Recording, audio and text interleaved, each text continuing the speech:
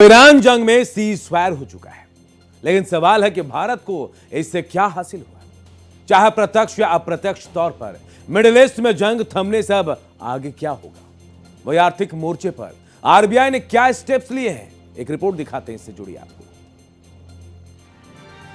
Iran और America Israel के बीच tension फिलहाल खत्म होने से भारत के लिए भी राहत की खबर है।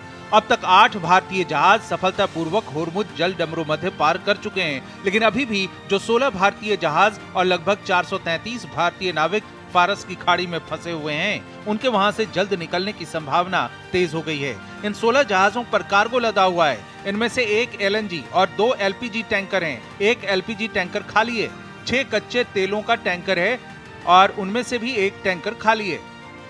लेकिन चौंकाने वाली बात यह है कि इस युद्ध विराम के बावजूद भारत सरकार ने ईरान में मौजूद भारतीय नागरिकों को वहां से जल्द निकलने की सलाह दी है। साथ ही दूतावास की सलाह का पालन करने और दूतावास के संपर्क में रहने के लिए कहा है। सवाल है, जब युद्ध थम गया फिर भारत सरकार ऐसी एडवाइजरी क्यों जारी कर रही है? तो इसका कारण समझिए, क्योंकि मिडिल ईस्ट की ये शांति अस्थायी और नाजुक हो सकती है। युद्ध विराम को एक अस्थायी ठहराव के रूप में देखा जा रहा है। ये समझौता विफल रहा तो संघर्ष फिर से भड़क सकता है। भारत सरकार का एहतियाती कदम है, नागरिकों को बाहर निकालने का फैसला लिया गया है। दरअसल इस एडवाइजरी का मुख्य उद्देश्य संभावित अनिश्चितता, हवाई यातायात में व्यवधान और क्षेत्र में फिर से तनाव बढ़ने की आशंका को देखते हुए नागरिकों की सुरक्षा सुनिश्चित करना है।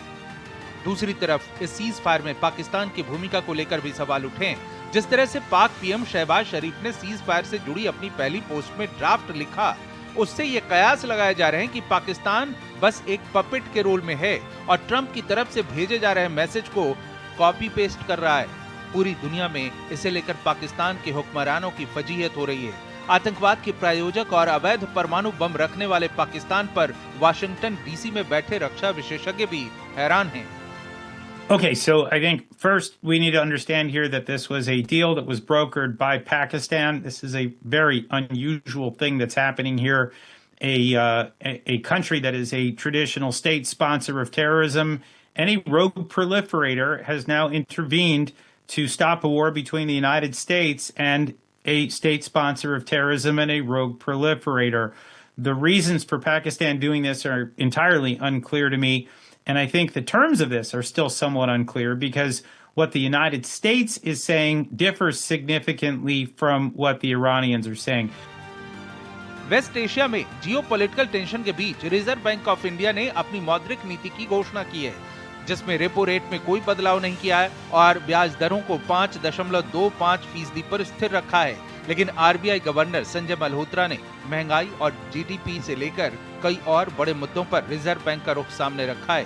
खास बात यह है कि रिजर्व बैंक की मॉनेटरी पॉलिसी ऐसे समय में आई है जब ईरान और अमेरिका में सीज फायर पर सहमति बन गई है। ऐसे में भले ही आरबीआई ने ब्याज दरें नहीं घटाई हों, लेकिन गवर्नर की कमेंट्री आगे की आर्थिक ग्रोथ को लेकर बहुत मायने रखती है। New GDP series, real GDP growth for last year is estimated at 7.6%.